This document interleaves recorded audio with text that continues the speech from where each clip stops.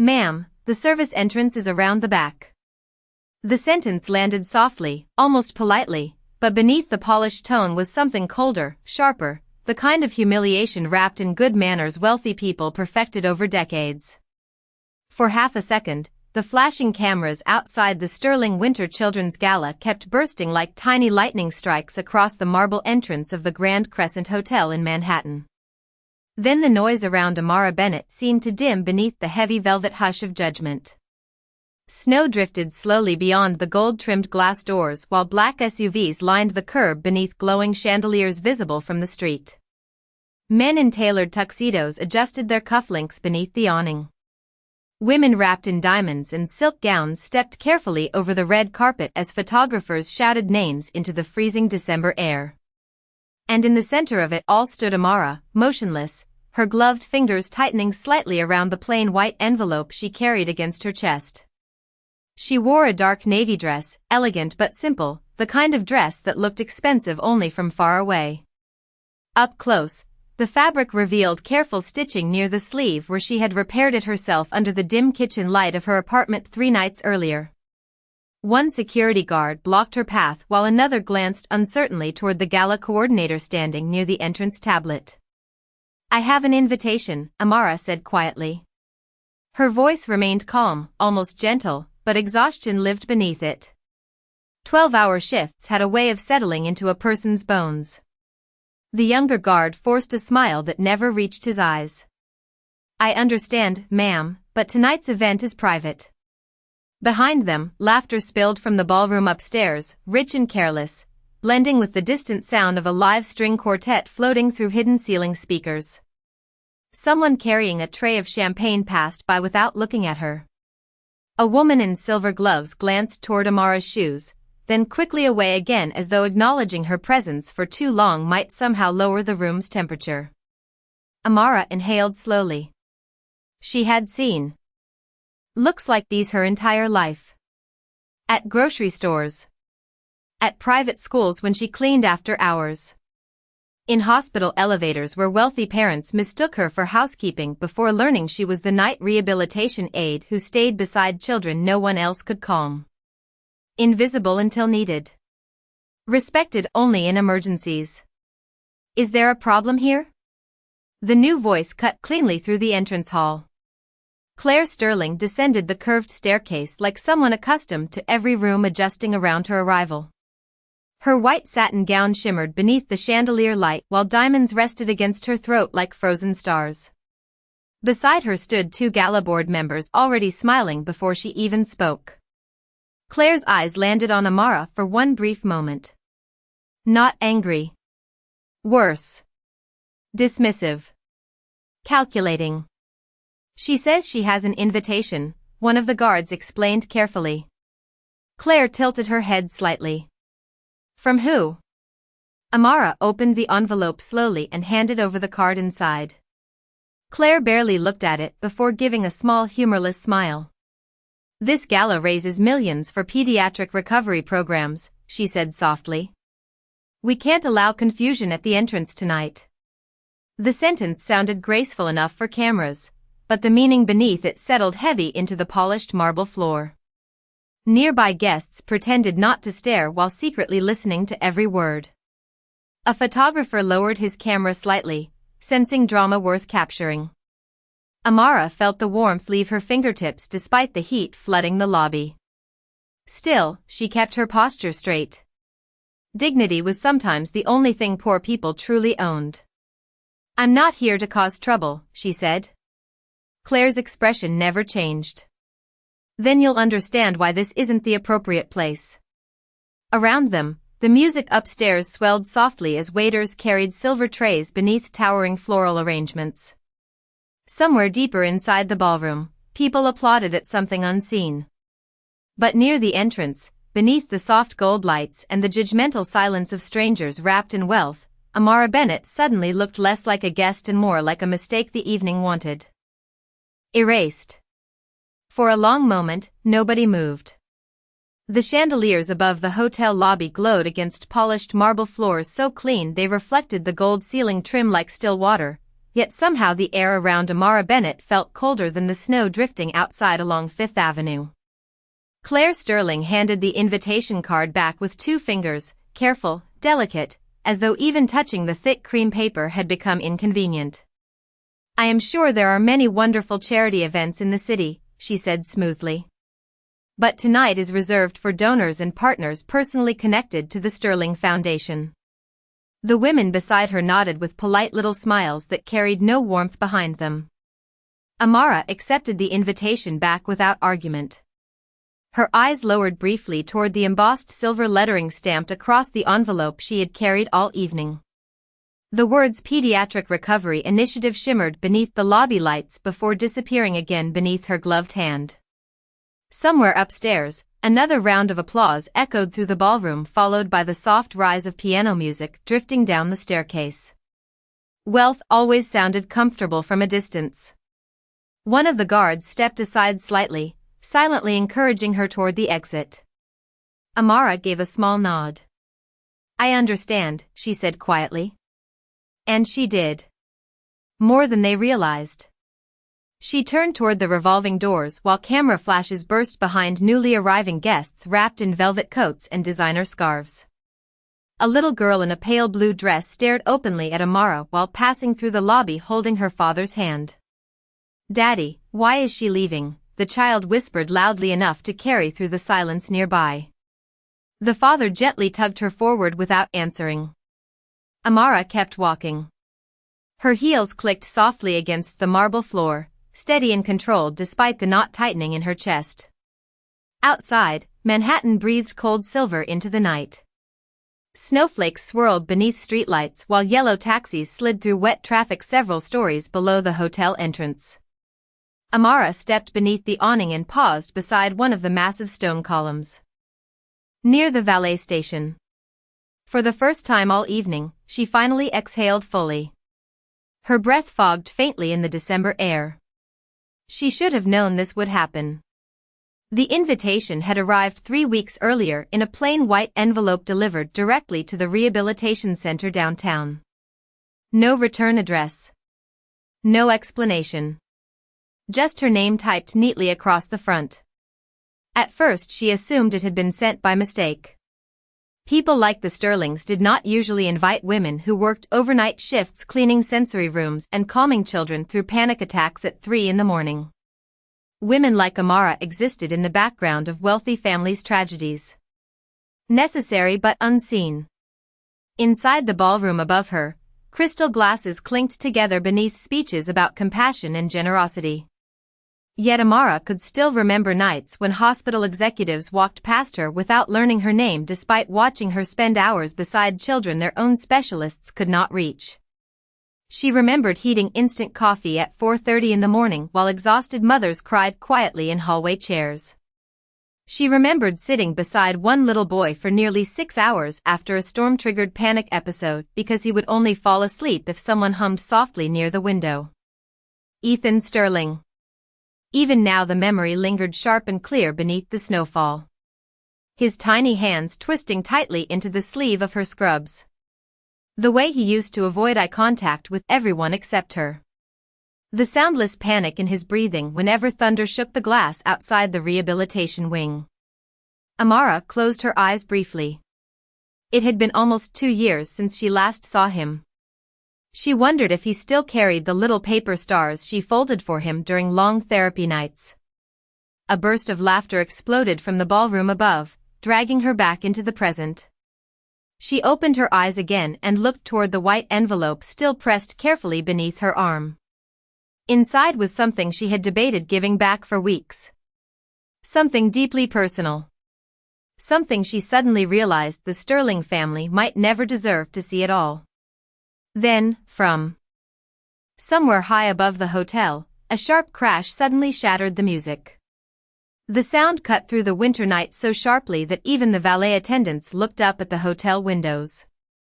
For one suspended second, Manhattan itself seemed to hesitate beneath the snowfall.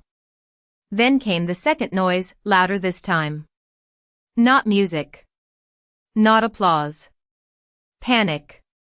The ballroom upstairs erupted into scattered movement barely visible through the towering glass panels overlooking the avenue. Guests rushed toward the far side of the room while several waiters froze mid-step holding silver trays that suddenly trembled beneath crystal glasses. Amara turned instinctively toward the entrance. Through the lobby doors she could already hear raised voices spilling down from the grand staircase inside. One woman gasped loudly. Someone shouted for security. Another voice called for Daniel Sterling. The calm elegance of the evening cracked apart almost instantly, revealing the fear hiding underneath all the polished wealth and rehearsed smiles. Amara did not think.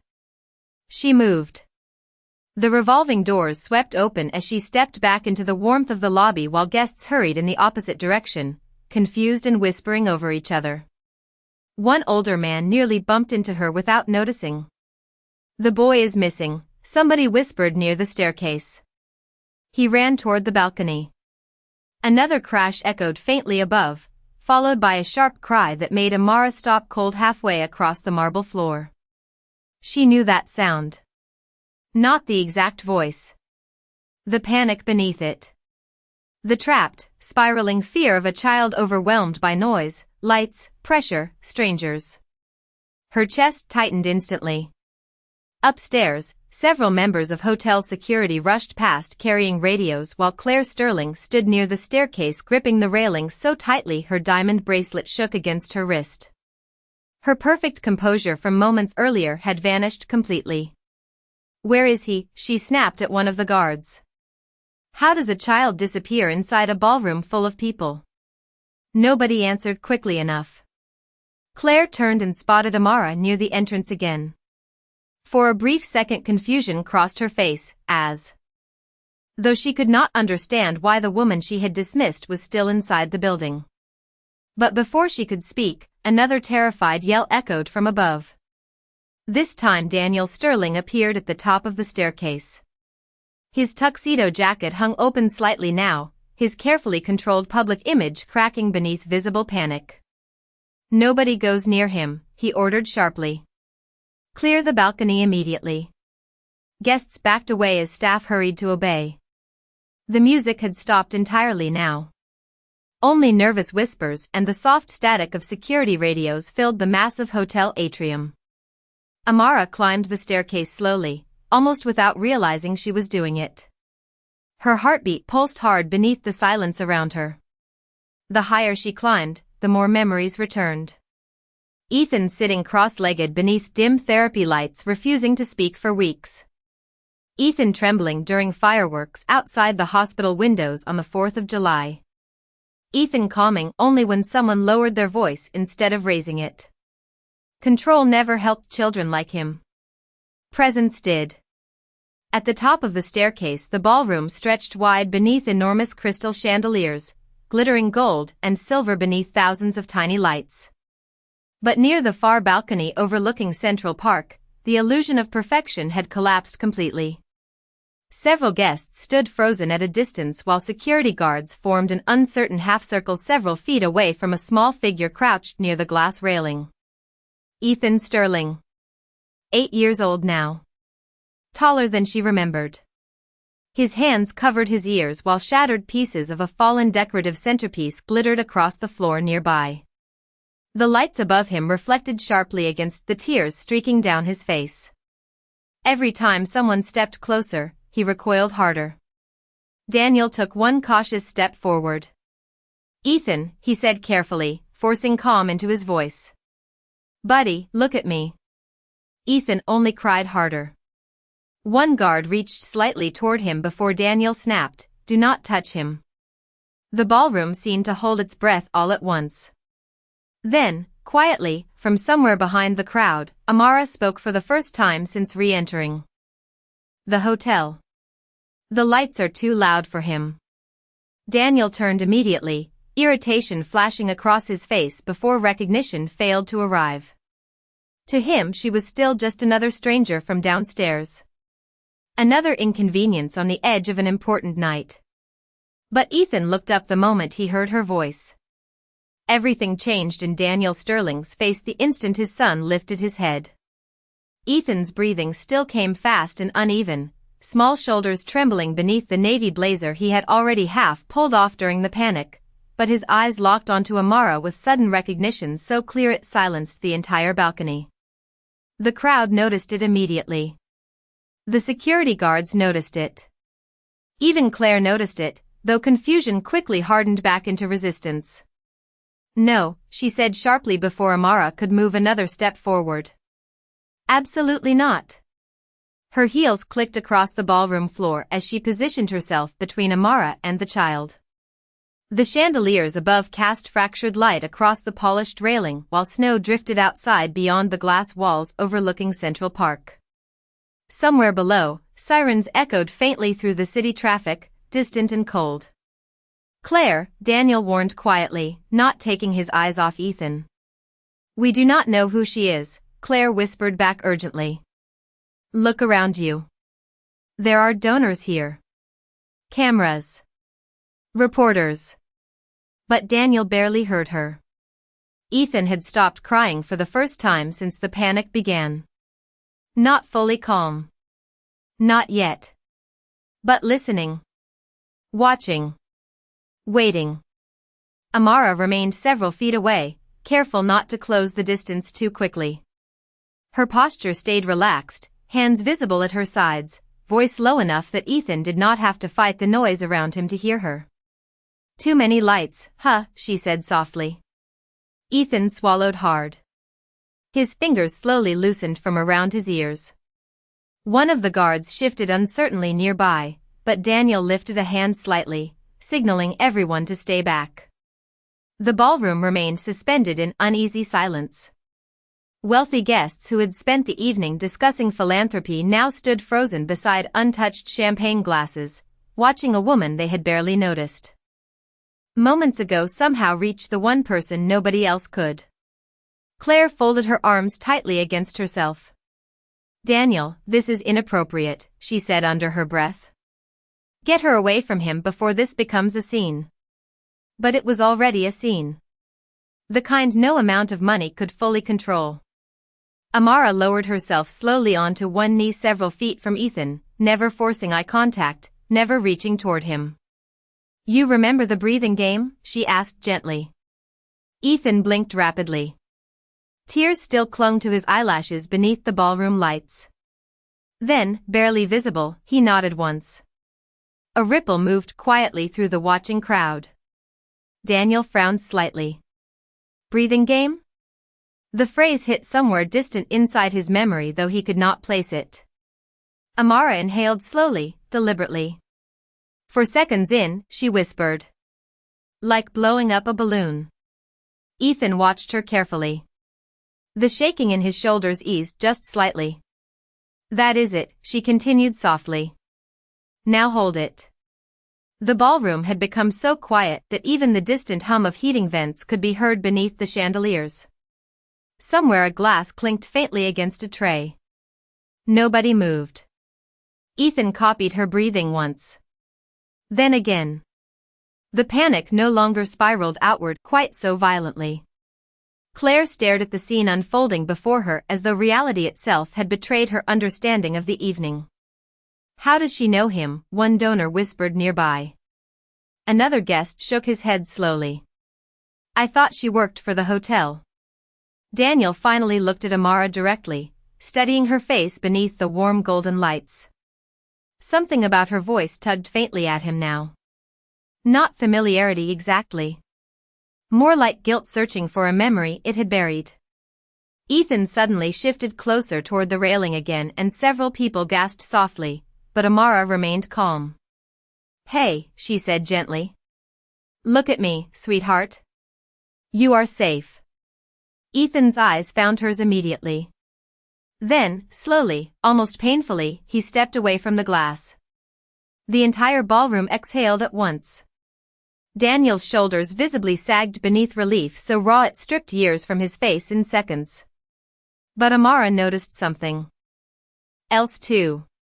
Ethan was still clutching something tightly against his chest. A folded piece of paper, worn at the corners from being handled over and over again. When he finally loosened his grip enough for it to show beneath the chandelier light, Amara felt her breath catch quietly in her throat. It was one of the paper stars she used to fold for him during long nights at the rehabilitation center nearly 2 years earlier. The tiny paper star looked impossibly small in Ethan Sterling's trembling hand, yet somehow it carried more weight than the millions of dollars represented inside the ballroom around him. Silver chandelier light reflected softly off its folded edges while the child held it against his chest like something fragile enough to disappear if he loosened his grip for even a second. Amara stared at it quietly, memories returning all at once with painful clarity. Long hospital nights. Soft humming from sensory machines. Rain tapping against rehabilitation center windows at 2 in the morning while Ethan sat beneath weighted blankets refusing to speak to anyone except her. She used to fold those stars during the hardest nights because he liked watching her hands move. Tiny pieces of paper transformed into something calm. Something predictable. Something safe. He still has them, Amara whispered before she could stop herself. Daniel heard it immediately. His eyes narrowed slightly. What? Amara looked up slowly, realizing too late that the sentence had escaped aloud. Ethan suddenly moved closer toward her again, small fingers still clutching the paper star tightly. "Amma," he said softly. The sound barely rose above a whisper, but inside the silent ballroom it landed like thunder. Several guests gasped quietly. Claire's face drained of color. Daniel froze completely. Ethan had not spoken publicly in almost a year. Not since the accident that shattered the careful structure of his world and turned every loud room into a battlefield of panic and noise. Therapists came and went. Specialists filled reports with clinical language and expensive recommendations. Progress remained painfully slow. Yet now one single word had slipped free the moment this woman stepped near him. "Amma," Ethan repeated, tears still streaking his cheeks. Amara's expression softened instantly. "Hey, sweetheart," she whispered gently. "I am right here." Daniel looked between them, confusion and realization colliding visibly behind his eyes. Somewhere deep inside his memory, pieces finally began fitting together. The rehabilitation center downtown. Overnight staff reports he barely skimmed during investor calls. Notes from exhausted nurses mentioning a night aide Ethan responded well to. He had never asked her name. Not once. Shame flickered across his face before disappearing beneath disbelief. Claire stepped forward abruptly, voice tight with desperation. "Daniel, we should take Ethan upstairs privately." But Ethan shook his head hard the moment she reached toward him. Panic flashed across his face again. Amara reacted immediately, lowering her voice further. "No sudden movements, okay," she said softly without taking her eyes off Ethan. "Too much all at once." Claire stared at her in stunned silence. The woman she had dismissed at the entrance now spoke inside her son's emotional world more fluently than anyone else in the room. Nearby guests exchanged uneasy glances. The ballroom no longer felt glamorous. It felt exposed. Raw. Human in a way none of them expected when they arrived beneath crystal lights and black tie invitations. Daniel slowly approached Amara, careful not to startle Ethan again. "You worked with him?" he asked quietly. Amara hesitated. The orchestra stage behind them sat abandoned now, instruments resting silently beneath gold spotlights while snow drifted beyond the towering windows overlooking the city. "Night rehabilitation," she answered at last.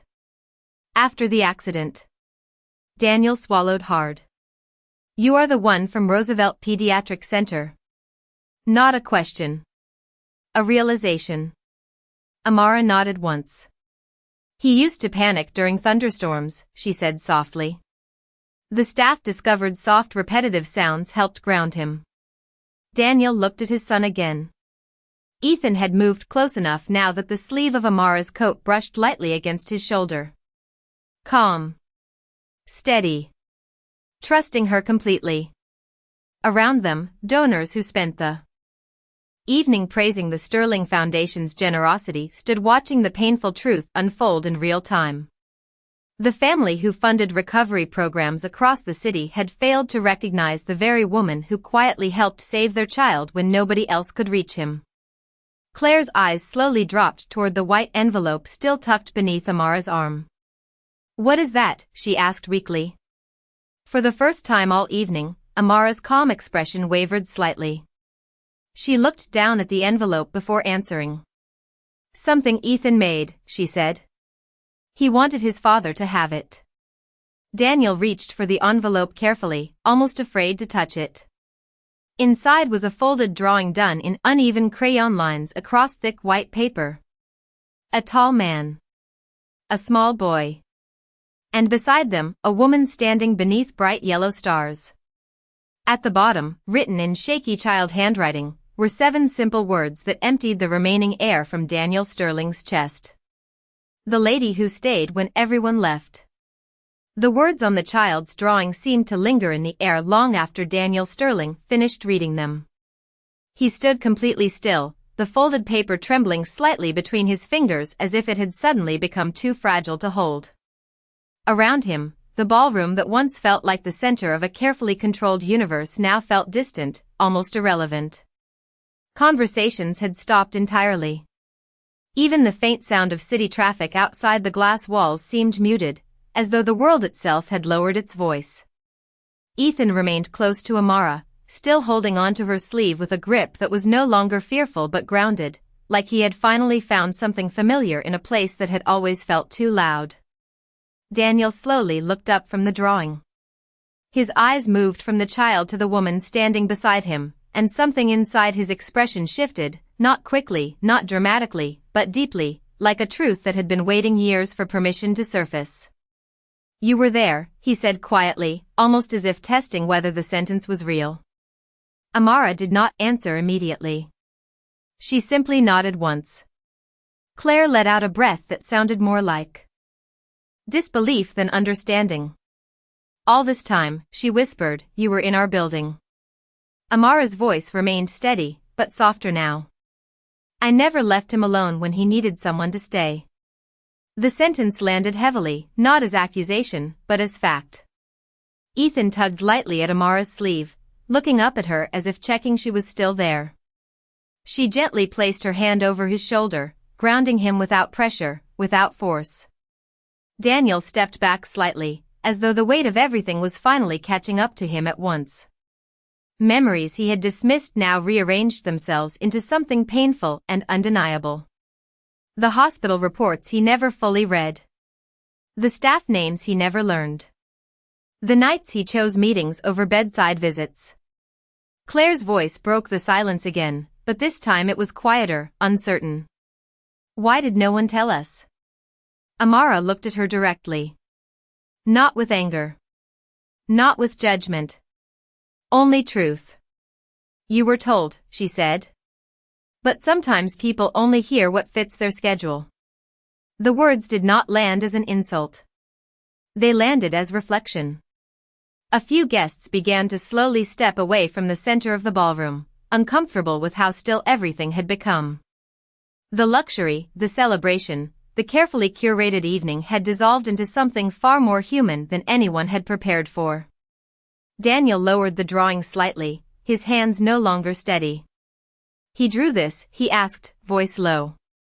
Ethan nodded immediately before Amara could respond. "I told him you were always coming back," she said gently. "Even when he could not understand time, I told him you were trying."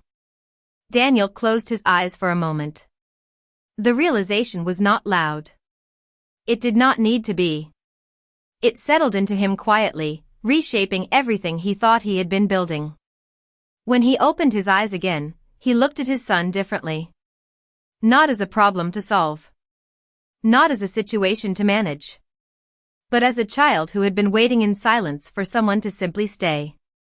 Ethan slowly reached up and touched Daniel's hand for the first time since the incident that changed everything.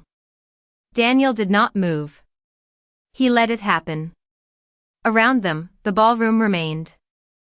Frozen in stillness, no longer a celebration, but a moment suspended between recognition and change. Amara stepped slightly back, giving them space, but Ethan did not let go of her sleeve. He held on to both of them now in different ways, as if afraid that if he released either one, the world might become too loud again. Daniel looked at Amara once more, and his voice lowered, no longer carrying authority, only something closer to humility.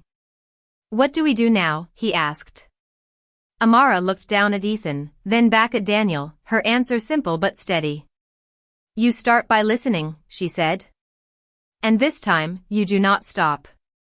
For several seconds after Amara's words settled into the air, no one in the ballroom moved. It was not the silence of confusion anymore. It was the silence of recognition, uncomfortable and heavy, as if something carefully hidden beneath wealth and celebration had been exposed to the light. Daniel Sterling stood still, his gaze lowered toward the drawing in his hands, while Ethan remained close to Amara, his small fingers still wrapped around her sleeve with quiet certainty. Claire watched them both, her expression shifting between disbelief and something closer to regret that she did not yet have language for. The chandeliers above continued to shine with perfect elegance, but their reflection now felt distant, almost irrelevant. Daniel finally spoke again, his voice lower than before, stripped of the confidence that usually filled rooms like this. "You stayed with him," he said slowly, as if each word required permission to exist. Amara did not move.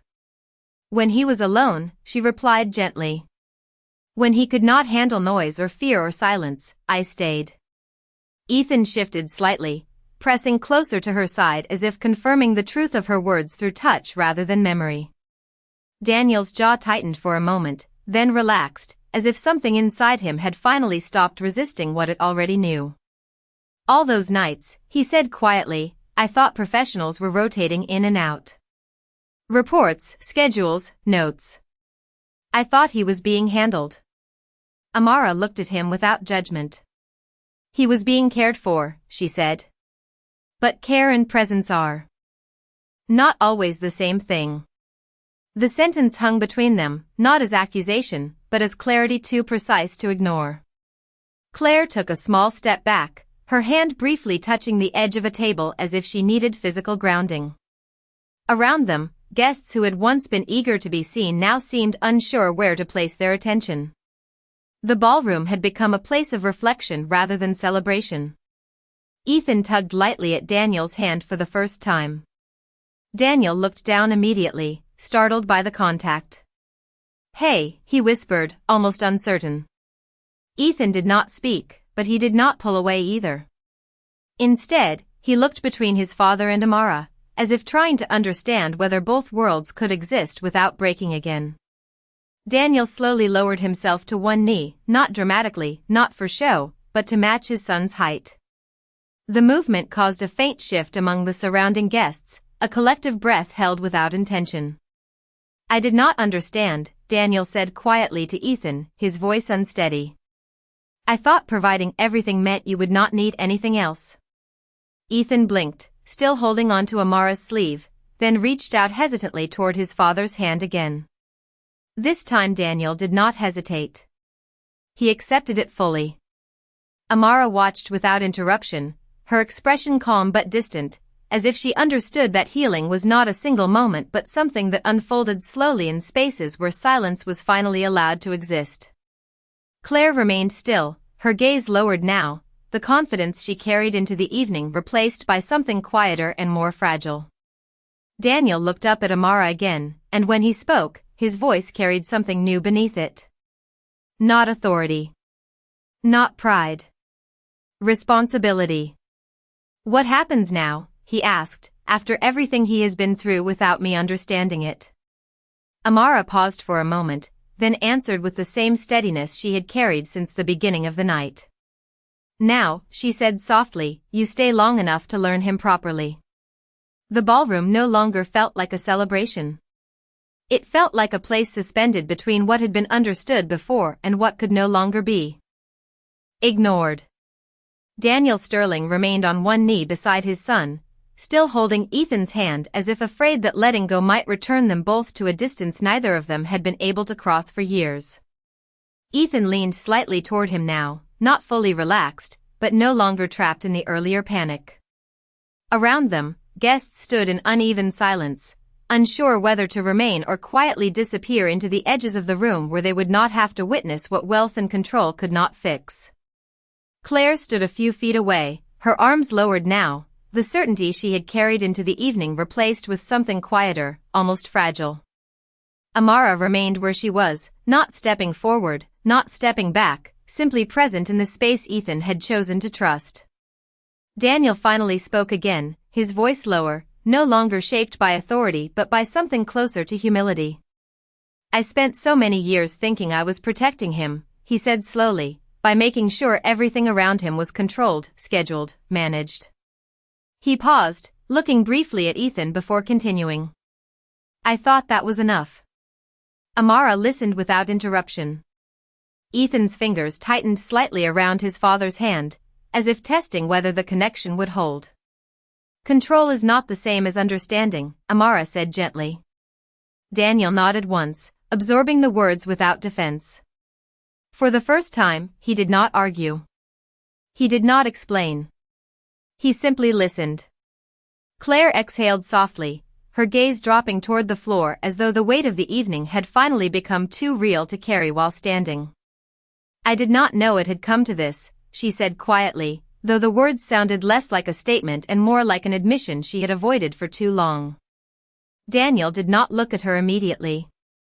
His focus remained on Ethan, who had now shifted closer, resting partially against his father's side while still holding onto Amara's sleeve with his other hand.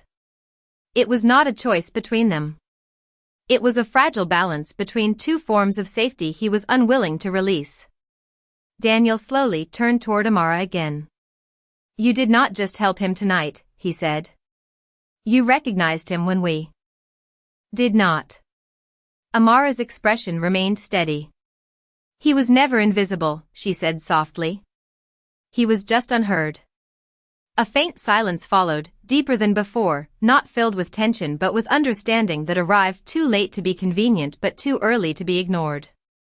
Daniel looked down at the drawing again, the paper slightly crumpled now from his grip. The small figures on it no longer felt like simple art. They felt like memory. "He remembered you," Daniel said quietly. Amara nodded once.